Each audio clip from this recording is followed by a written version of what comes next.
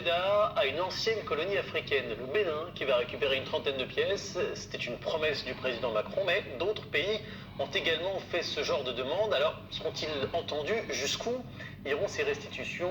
Réponse Florence Lecnect et Frédéric Petit. L'une des fonctions de ces immenses statues royales était de protéger le Bénin des envahisseurs. Elles ne semblent pas avoir tout à fait rempli leur mission.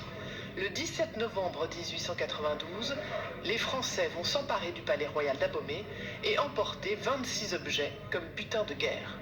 Conservés depuis 130 ans dans les musées français, ils doivent être restitués dans les prochaines semaines.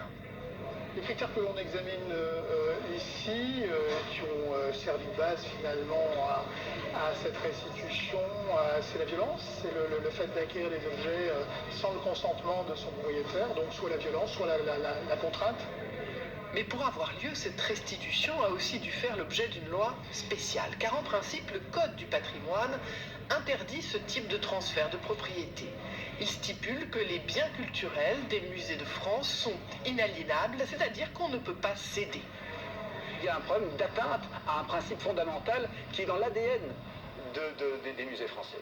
Les biens africains sont les meilleurs ambassadeurs de l'Afrique en Europe.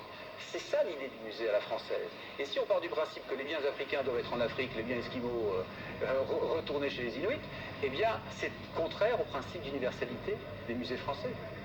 En décembre 2019, la France rapportait pourtant déjà ce sabre au Sénégal, signe d'une volonté politique initiée par Emmanuel Macron dans un discours de 2017 à Ouagadougou, pour accélérer les restitutions d'œuvres africaines. Ce discours a suscité un certain nombre de demandes, on en recense 6 ou 7 officiellement aujourd'hui.